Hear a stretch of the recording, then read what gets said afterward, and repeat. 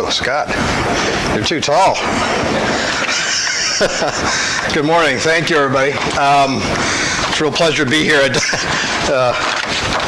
seems more than appropriate that the topic might be the Republican River Basin after last night's election. So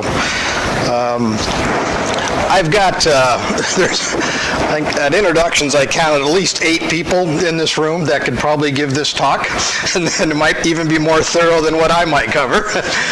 These are not new issues. If time allows, there really are some other, a lot of interesting stuff going on in our state right now in water resources in all of our river basins, quite honestly. And while the Republican is sort of the designated topic, if we have some time, I may touch on a few other issues. My agency is incredibly busy right now, as are all of our 23 partnering natural resource districts. There is just a tremendous amount of stuff going on in water resources management. We've had a short-term luxury from Mother Nature of some at least slightly better average supplies, in some areas greatly better water supplies, and I think that's hopefully giving everybody a little bit of a breather to sort of work on some of the hard issues without being right in the center of the bullseye with the pressure that severe drought can really bring on our water users. So, but there is a lot going on. Since I've had the pleasure really and the honor to lead this department here for about 15 months, I was surprised in some respects at, quite honestly, how much of my time would it be associated with issues in the Republican River Basin. From afar, you had read about the case, you had read about a number of the legal decisions, the settlement that was achieved over 10 years ago, some re-emerging disputes, but for the most part, I think the outside world felt things were sort of settled down. And of course, that's not the case. I think as I look today from November of 2016, I think things are better off, and I'll touch on that. But certainly, when I arrived and began to really immerse myself in the Republican River issues, there really was more disputes, more uncertainty than I would have anticipated after such a long period of time of evaluations and study and dialogue that had occurred. But as a result of the case, started back in 1998, the settlement in 2003, a series of arbitrations and a variety of legal decisions that ultimately went to the United States Supreme Court. Lots of issues that clearly were of dispute amongst the states at this point certainly have been sort of settled. And I think the end of my story, at least on a state-to-state basis, is we probably have, for the first time in quite a number of years, a better relationship with our partnering states in this particular interstate basin. And I think that serves us all well, because there's going to be hard issues ahead, and if you're constantly at edge with each other, not having a positive working relationship, that makes those issues even harder. So together with all those disputes, of course, this basin, like every other in this state, went through a series of some really dry years. That triggered not only a lot of tension in making sure Nebraska could meet our obligations under the compact, but it triggered a lot of intramural, if you will, in-state litigation and disputes at the same time. A lot of money has been spent, a lot of money flowed into this basin, probably not as much as everybody would like to see, but there were both short-term and long-term solutions that were really sort of launched on to try to resolve these issues, to try to bring some certainty to the basin. And that was all really driven by protecting the economy of this basin, to not completely unravel the historic water use patterns that had been developed over quite a number of years. But clearly something had to change. There was no doubt that the rulings and the consequences of our use were sort of coming home to bear on the state of Nebraska as well as Colorado. And so we needed to do something, and we needed time. And so there are now projects in place, procedures in place that I think the water management entities, the natural resource districts, my agency, the irrigation districts, hopefully are giving us time now to sort of build on the past work and get on a better path to, quite honestly, honestly reducing our use and becoming much better water managers with the limited supplies that exist in this particular basin. So let me just step back real quick, kind of give you the basics of this compact, sort of 101, as modified by our United States Supreme Court. The basic split, of course, is a percentage sharing. The allocations are made based on the total water supply available to the 3 states, and the allocations are distributed on a percentage basis, but based on use within each of those states. So while the percentages, I think the numbers in the compact are 11% for Colorado, 49 for us, and 40 for the state of Kansas. But that is ultimately based on the beneficial consumptive use that occurs in each of those states, and it varies from time to time over seasons, over years, as the water supply is variable. It is really a unique animal. I am still learning lots about the details of the accounting and the procedures that are necessary to make sure all the states are in compliance.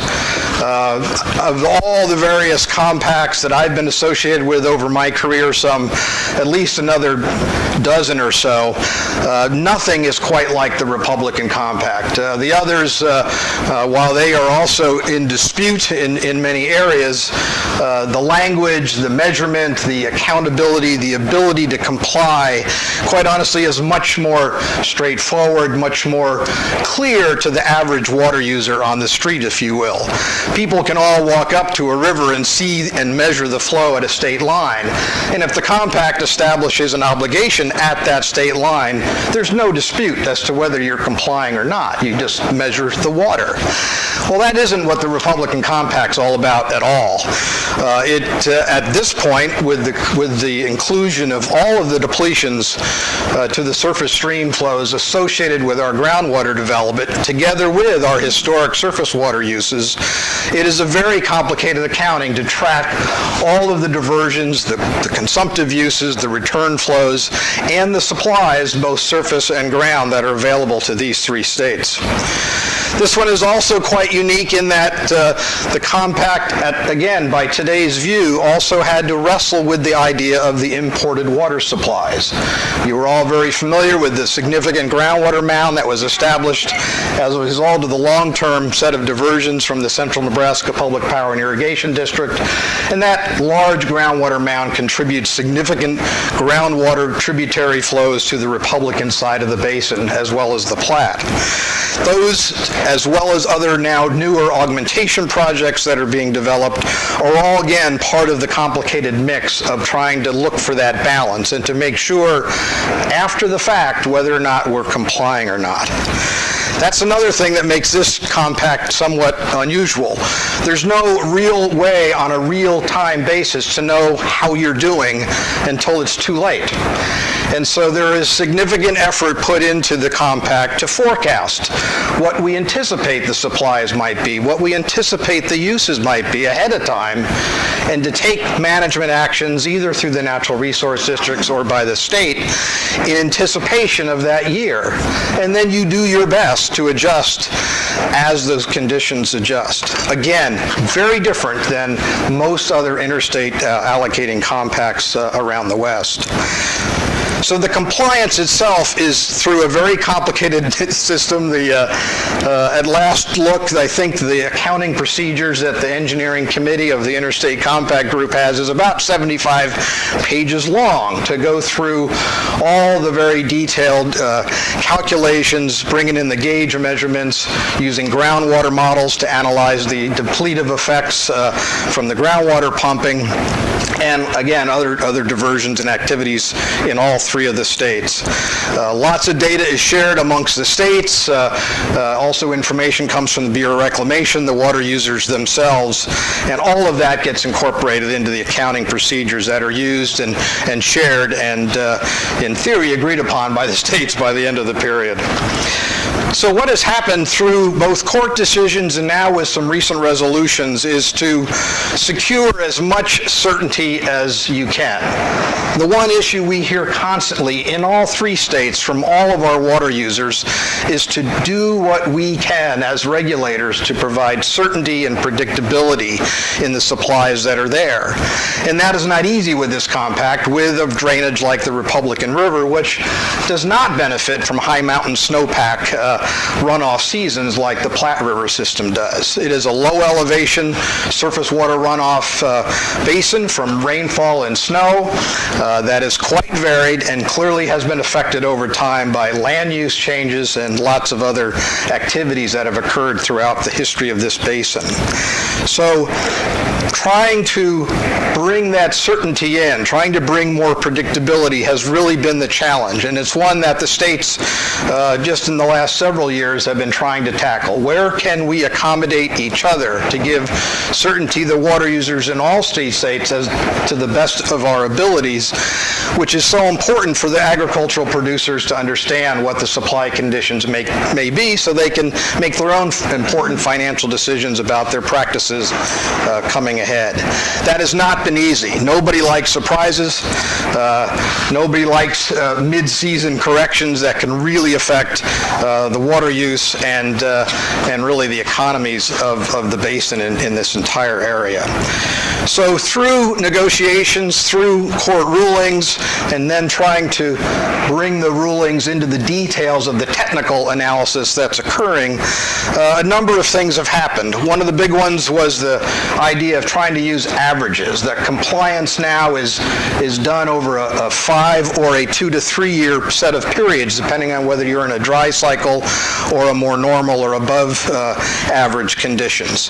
Again, that helps flatten out our abilities to catch up, not get too far behind, and maintain the balance so that, again, as many of the uses in all 3 states can be met without, again, overusing each other's shares.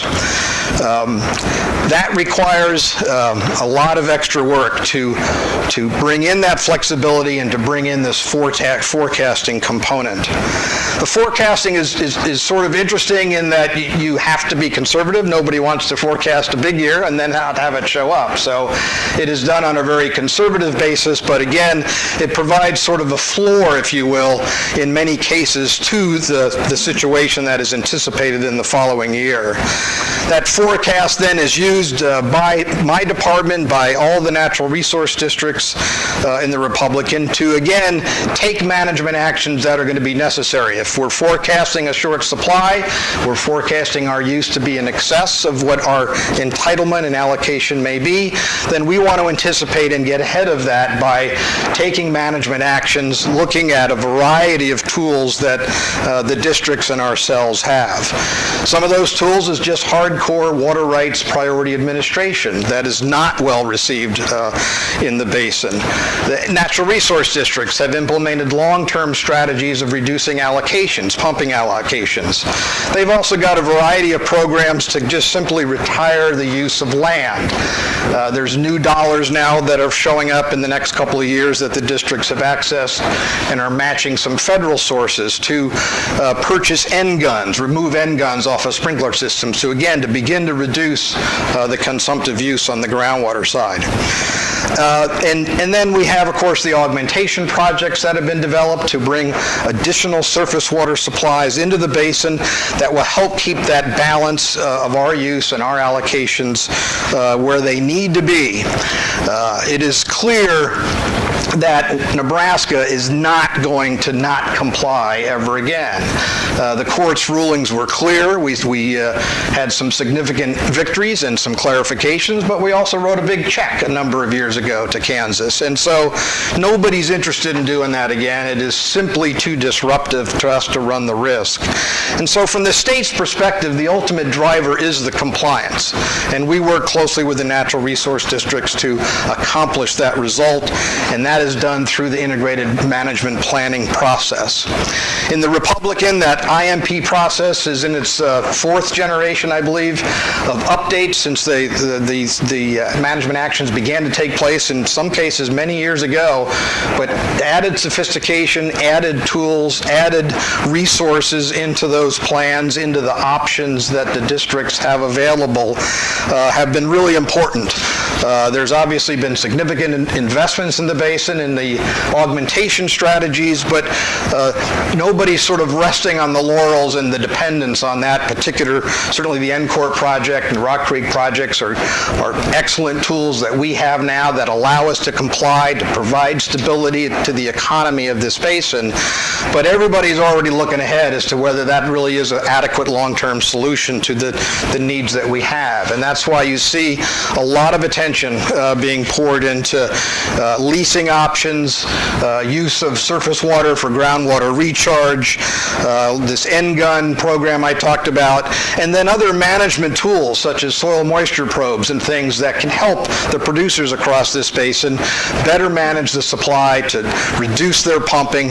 Ultimately, the end measurement for all of the groundwater use is what effect do they have on the surface streams? What is the depletive effects from that pumping? And obviously over all these years, very sophisticated tools have been developed and agreed to amongst the states as how those analyses are being looked at. So no matter where the well is, some are close to the river, some are far away, but they all have some effect, and they're all included in the detailed accounting that us in Colorado and Kansas have to do to make sure we're staying in compliance with each other.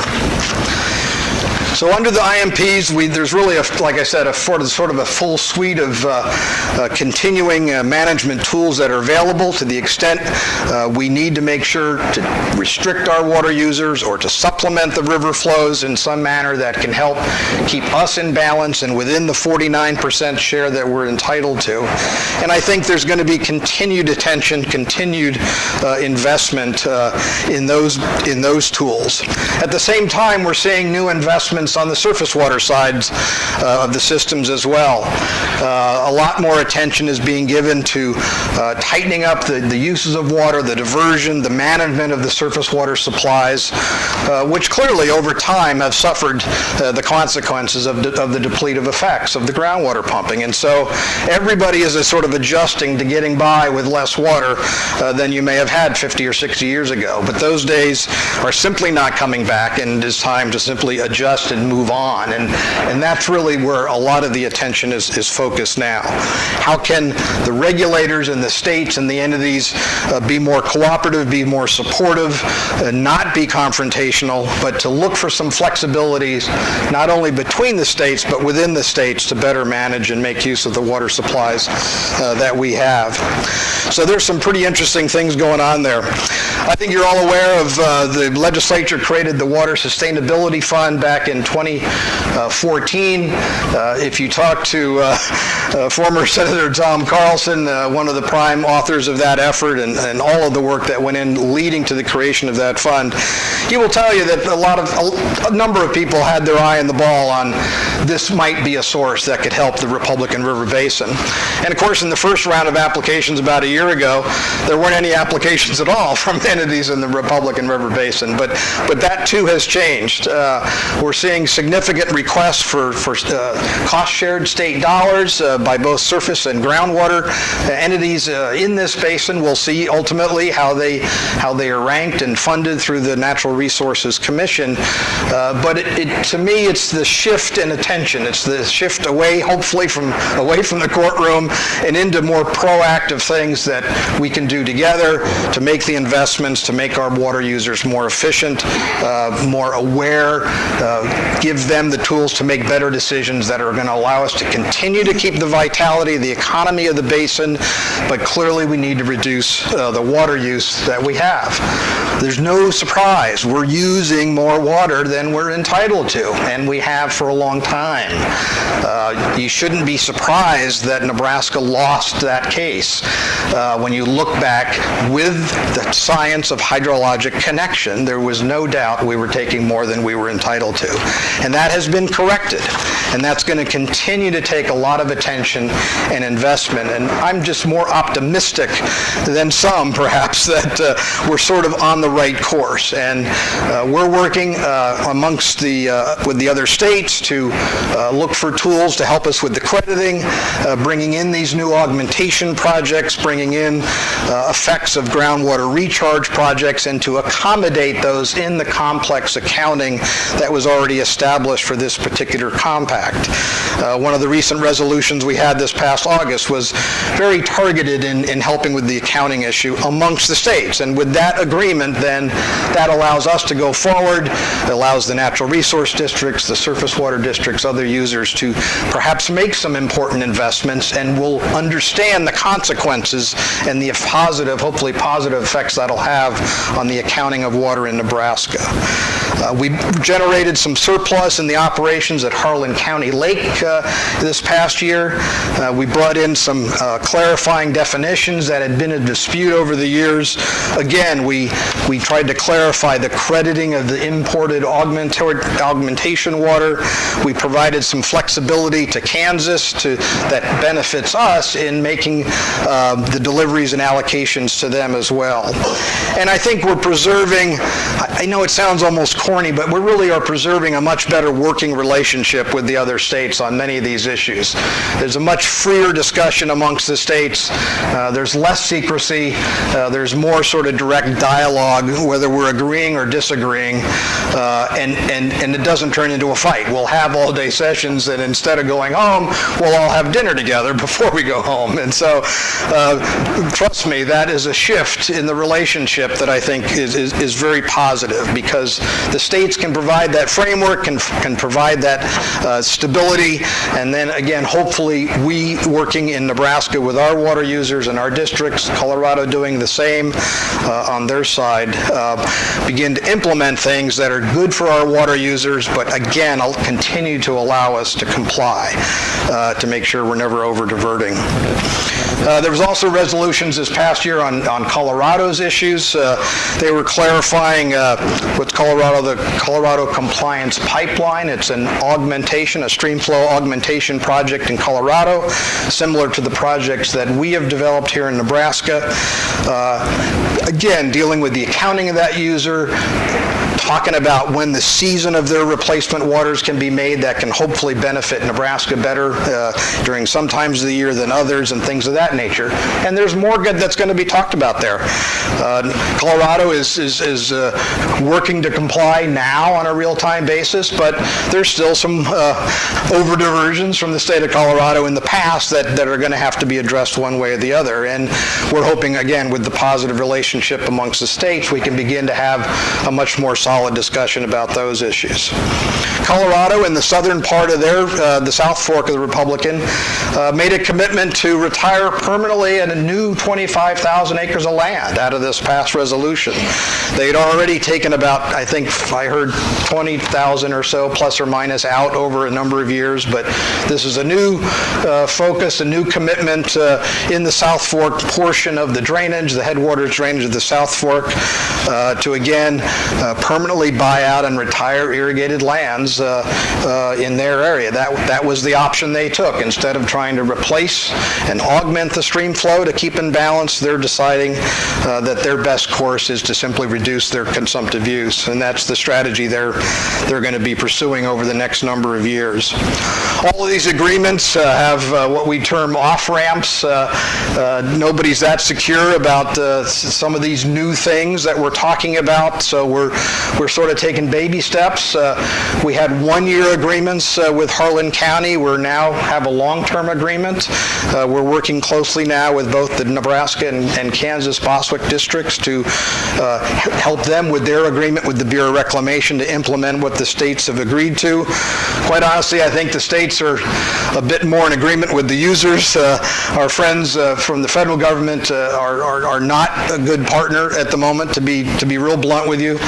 We've really struggled with the Bureau in the last year to be a more proactive an entity that could be more proactively working with the states and helping solve these difficult problems. They just constantly, Jesse Bradley said he was here to keep my blood pressure down today, but just in the last 36 hours we had another little mini explosion from these folks. They just seem to go out of their way to make things harder, and that's just, I work hard to understand why my opponent is taking the position they're taking. This is one where I cannot figure out what is driving the Bureau. I understand Kansas's motivations and Colorado's motivations and our water users' motivations, but I don't understand the motivation of the Bureau sometimes. And near as I can tell, it may not be a water issue. This is just a thing, but it is disruptive. These are hard and they're important issues for our water users. Clearly, these surface water users have suffered as a result of development, and we're working hard to preserve and protect and make their supply, as limited as it is, more certain and more predictable and more usable to them. And to have the Bureau sort of get in the way of those sort of complications is just beyond belief to me personally. And I understand I've been a states writer guy for a very long time, so although I suspect I won't be working for the federal government anytime soon. So anyway, this stuff is hard. It's confusing. As I said, while we're getting along with the states and the Supreme Court cases are done, and we're working very hard and quite successfully now, it is hard to get people who have lived through the pain and suffering of the long history of controversies in this basin. And being the new guy, I have to be very careful about that. But things have changed. The court's rulings, the physical supplies, the augmentation projects, where we are in 2016 is dramatically different than where it was simply 5 years ago, let alone 10, 20, or 30, or 40 years ago. We are in a different place, and we're, in my opinion, in a very positive place. Those projects are working. We've come through 2 compact call years now with no administration, and people are growing some very good crops. Unfortunately, they're getting lousy prices for them right now, but they're growing some very good crops with the limited water supply that this basin has been providing. But is it all rosy? Heck no. At the moment, we have 5 intramural lawsuits that got started coming out of the bad years, where some regulatory actions had to be taken for us to comply that people objected to, and that is their right to do so. Of the 5 cases, though, they are slowly getting resolved. The cases have all been consolidated under a single district court Judge Doyle, and he's been coming out now with a series of rulings that clearly, from my side of the table, are quite favorable to the state's views on these issues. They will be appealed, and so there's no sort of final answer yet. But I have been impressed, quite honestly, with a state district court judge immersing himself in the horrifying details of water rights administration, groundwater depletions, modeling, and the compact accounting procedures, and the obligations of the state under those procedures and the compact to do our jobs. And I think he's recognizing the complexities of this particular compact between sort of what you need to do on an on-time, real-time basis versus this calm sit back at the end of the year and do a forecast. And those are dramatically different activities. But he's been thoughtfully reviewing and hearing from all the lawyers and all the sides in these cases. They are primarily surface water users against the state or the natural resource districts. But the first set of rulings that have been coming out have been favorable to the state. We're hoping that will sort of bring some calmness to spending money on litigation. I'd rather see them spend money on improvements to the systems, on soil moisture probes, on other management options that can really help the water supply. The lawyers' fees are fun for the lawyers, but they're not going to improve the water supply. And so if we can continue to see the investment, that's why I've been so pleased to see the turn towards the Water Sustainability Fund and a lot of other resources that my agency has that we use with the districts and with the natural resource districts across this basin and elsewhere. We think that's the way to go. versus the courtroom at this point. And if we need to make some adjustments, if we need to go back and work with the states, we are more than willing to do that. We've got a relationship now where if we need to continue to tweak with these procedures and the details of the resolutions, we're more than willing to do that. We've been meeting monthly for years with these folks, and I suspect while some people might want to stop that, it's going to continue until we can get some resolution. And we're beginning to see that cooperation in other areas. Lee's been working with the districts on an issue associated with some repairs at Harlan County that are very costly, and the districts are trying to come together with the two states to see if we can influence a change in policy by the Corps of Engineers. We may even be reaching out for some help from Congress to work cooperatively to again tackle some very onerous financial situations that are being thrust on our water users from the Corps of Engineers repair work. So again, those are just small examples of things that the states are really trying to do together to have that positive working environment. So when the more tension-filled water allocation issues come up, we're in a better place to work through those. This basin, of course, is, while we're on the fourth generation of IMPs, the 2014 legislation also laid out a basin water planning process that we are pursuing as well. We've had a couple of fits and starts, but that process has been off and running. We've got a group of stakeholders, anywhere from 30 to 50 or so, Karen, that show up every couple of months, a diverse group from across the basin that under the statutes and the procedures for looking at basin-wide planning that we also have been going on in both the Upper and Lower Platte. It's a bit out of sequence, but the group in the Republican, I think, is beginning to move forward. Again, you had some of the history of the litigation, of the tension. A lot of hard feelings just don't go away very quickly. And so, but in the short time I've been involved, we've seen some change. We've seen some more positive dialogue occurring in that environment. So we're sort of hopeful that that planning process will move forward. That as a fuller group, they will come together on some goals and some objections, some potential actions that again can then be incorporated within the IMPs between the state and the natural resource districts or other programs. The group came together very quickly on, well, we need more water, and where can we get it?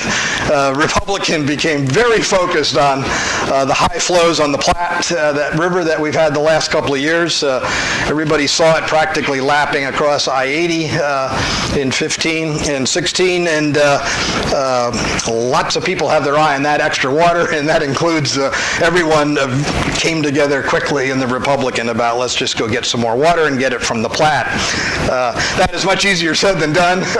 There are some studies underway, though, for a very small incremental concept that's being put forth by a couple of the natural resource districts, making use of CMPPID's canal system to maybe bring some of that surplus water into the Republican to, again, help supplement those natural stream flows, just like the augmentation projects do, that then get scattered through the accounting all across the basin to protect the existing irrigation base that we now have. But I don't think there's much doubt that the trend is downward. We're going to continue to see a tightening. We're going to continue to see consumptive use reductions in different areas across this basin, and that needs to just take time and money to accomplish that. And I think that's really been the benefit of the augmentation projects here in the near term. It's given everybody the ability to step back from the cliff of continued litigation, take a deep breath. We are complying. The wolf is not at the door, but it allows us to put in place much longer term management strategies that are going to much more tightly manage the water uses that we've made in this basin that can, again, protect the core economies of this basin with irrigated agriculture that are so important. That is my view of sort of the benefit of these projects in the near term. There's both pro and con. I get calls every week of critics of the NCORP project, but I've not yet heard an alternative that is very workable or cost effective. And so we are where we are, and I think we're just going to build and and move forward. We've had some real success. The world has not come uncorked in the last 3 years, and we're anticipating 2017 being another compact call year. The water supplies are slightly improved in the storage system. Of course, it's been incredibly dry the past month, but nevertheless, we're sort of optimistic that 2017, while another tight year, we'll be able to accommodate that, hopefully without any water rights administration, and be able to balance this to supply and demands in our supplies and to comply with the terms of the compact. That I know we're going to do. If we can do that and preserve the water use that's occurring, then that's really the goal of this basin. So, let me touch on a few other things while I got you here. Got it trapped. Get more credit if you stay longer. I just want to talk about integrated water management real quick, partly because this is the growth industry for, I see a number of the consultants in the room, and they should be congratulated. This is where they are all working right now. As you all know, again, better than I, starting in probably, 96, certainly firmed up by 04, our laws caught up with sort of the physical reality of hydrologic connection and all across the state, and forced the integrated management of our surface and hydrologically connected groundwater supplies. And I don't know if anybody would have anticipated when those laws were passed kind of where we are now, but when you tie those together with basins like the Republican, the Upper Platte, others where we're fully or over-appropriated, and the conflicts for the competition of that integrated supply came to light, the tool that the legislature created through the Integrated Water Management Planning, the IMP process, is the tool to make sure the dual jurisdictions, the department on the surface water side and the NRDs on the groundwater side, how we come together to manage that supply. As I've been talking about in the Republican here this morning, those are the tool, those are the mechanisms, those are the documents. They are just a planning document, but they guide the ultimate regulatory actions that the natural resource districts play and what the department does as well. That's sort of our, then in 2010, the legislature expanded the IMP process into not only those areas where it was mandated as a result of fully or over-appropriated determinations, they expanded the authority to allow natural resource districts to come by on a voluntary basis to do integrated management planning as well. And almost every district has done that. We now have 22 of the 23 natural resource districts working with the department on integrated management planning. I'm not sure that was anticipated 10 years ago, but it is a lot of stuff. There's a lot of work, there's a lot of meetings. It isn't just the entities themselves, but through the planning process, through broad stakeholder involvement. Last I checked, there's not a single person in the state of Nebraska that doesn't have an opinion about how water ought to be managed. And so they all show up, they all share those opinions, and that makes making change very difficult. Again, the Republican is an example that's worked harder than other areas in that regard. But it's a lot of work. It's good work for the consultants because we need a lot of technical data. Data that we have, data the natural resource collects, the data that the water users have, irrigation districts have. That data all comes together. These processes often generate the new, very detailed, complex groundwater computer modeling.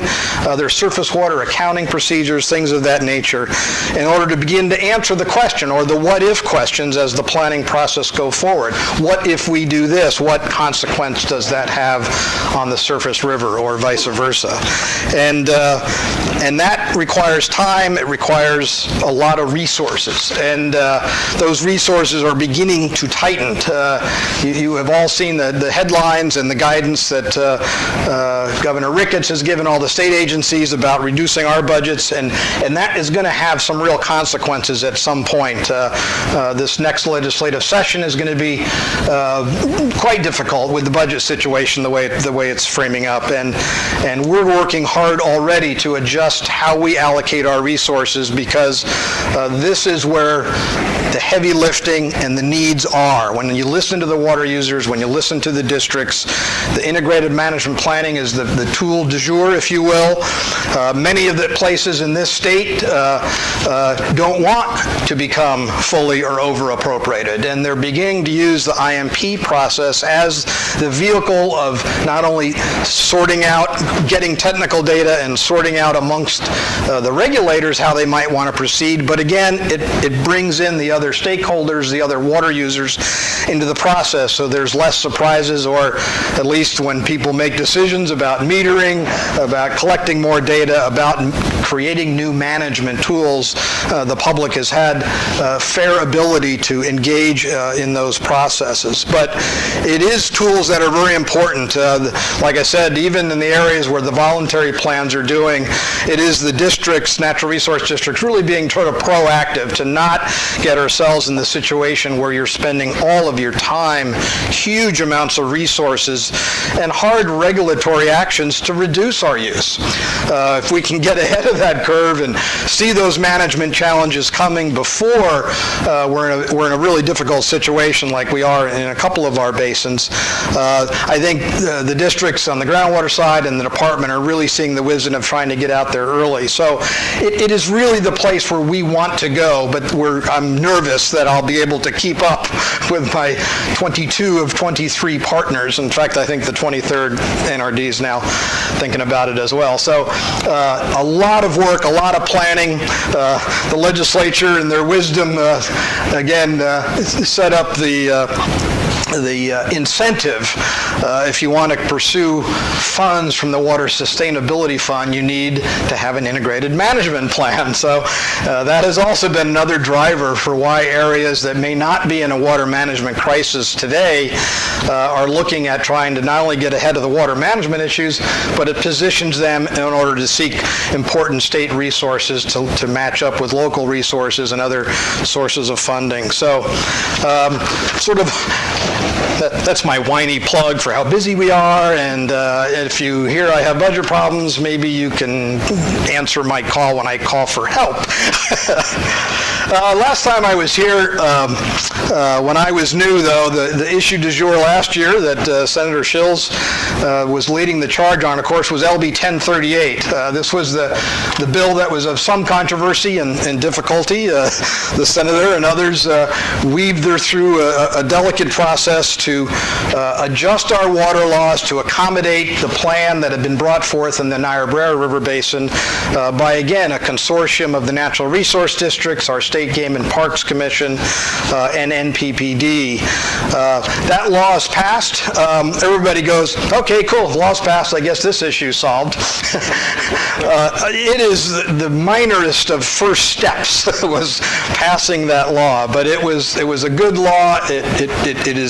It's out there, and now we're trying to implement it. So we've spent a lot of time already. We've got a fairly significant meeting coming up here in about a month, but all of the little things, important little things that flow as a result of the legislature authorizing the change of use of a hydropower water right into basically in-stream flows, and to incorporate that into this integrated management planning process, that is just getting started. At the same time that law was passed, the Game and Parks and the Natural Resource Districts applied for significant new in-stream flow water rights downstream from Spencer. Those are currently undergoing review. I'm meeting with Game and Parks biologists this afternoon to talk about some of the technical submittals that they gave to us that we're trying to work through. The Natural Resource Districts are beginning to get themselves aligned and begin to discuss where they are in the IMP process. Some have them already, some may need to change them, others don't have them, are going to get them started, and how does those integrated management plans, again, accommodate this new change of water right. The water right change has not showed up. It probably won't for a while, so there is no direct request to the change yet. It'll be submitted by NPPD, the current owner of the hydro plant, and they are the ones that will, again, make use of the new authority that the legislature gave the department to accommodate that use. We're also going to be updating our fully appropriated determinations in the Niobrara as well, as a consequence of all these other other activities that are going on. We've also worked hard in the department to clarify the Historic Water Rights Administration. That has, again, been subject to some litigation in the past. We're trying to put out some real clear markers about how the surface water rights are going to be administered. So again, there's no surprises when this change of water right application comes through about how the other major surface water users in the basin are operating. So we think those pieces are coming into place. As I said, we've developed a timeline. I've warned people to think timeline in years, not months, because it probably will take years to accommodate all these changes, all of the public and potential legal proceedings that are going to come out of all these complicated things. But this was a really good start. This, again, is not inheriting a dispute. It's a dispute that's come from the users, from the entities themselves, and they're coming forward with the proposed solution. And I think the legislature's now cleared the path for that solution to be fully considered by the department, and now we're all sort of moving together slowly and thoughtfully, but there's a lot of complications, very complicated things that are going to have to be sorted out, but that process is going forward. And lastly, I don't want to leave out our friends in the Platte. The Platte is also sort of crazy busy. Probably the most interesting thing I'll just share with you quickly this morning is that those that are familiar with the Platte River Recovery Implementation Program, that we're in year 10 of the first 13 years of that program. The first increment was authorized over 10 years ago by the 3 states and Congress and has been heavily funded since then. Most of the work that was anticipated to be done in 13 years has been accomplished, except the water piece. The water goals that had been agreed to by all the major parties have not yet been achieved and won't be. That triggered a round of negotiations that are about to conclude by the end of this year, that instead of worrying about what the next increment's going to look like, really was a set of negotiations that are culminating in just creating an extension to the first 13-year program. So there's been discussions underway by the governance committee. That's the committee that's created amongst the states, the federal governments, the water users, the NGOs from the 10-member group across the entire 3-state area have been working on what with an extension. We need more time to put the water elements of the plan in place, to develop those resources, and then to use the science-based adaptive management process to study whether they're making any difference or not. That is, again, been sort of a delicate process, but it appears the group is coming together. There's concerns now about, again, where will the funding come from? The funding has primarily come from the federal government on this process, which from the state's view was more than appropriate, since the driver is the Federal Endangered Species Act. But there were significant cash contributions from Colorado and Wyoming, and there were significant water contributions from Nebraska, primarily through Central CNPPID. The extension is bringing a new round of that discussion as to how it's going to be funded. There's clearly less money on the table from both federal side and potentially the state side. But the thinking now is that we need at least another 10, perhaps another 13 years beyond the 13 we're in now to complete all of the water elements that are necessary. The goal of creating 130 to 150,000 acre-foot of water to reduce the shortages, as you well know and imagine, is a very difficult and expensive proposition. We're at about 90 to 100,000, so there's another 30 to 50,000 acre-foot of water that is going to be attempted to be developed for contributing to the species and the flow goals along the river. That's going to take time. It's going to take a lot of money. So right now the group is sort of coming together around not a new second increment, but basically an extension to the first increment that's the same scale, another 13 years, because it takes time to put the projects in place, and then it takes even longer for the scientists to evaluate the benefits or the risks or the consequences of the water and the habitat that have all been created through this very complicated program. So you may start, it's been sort of successfully quiet, if you will, for many years. The program's been chugging along. They've protected over 12,000 acres of land, of habitat.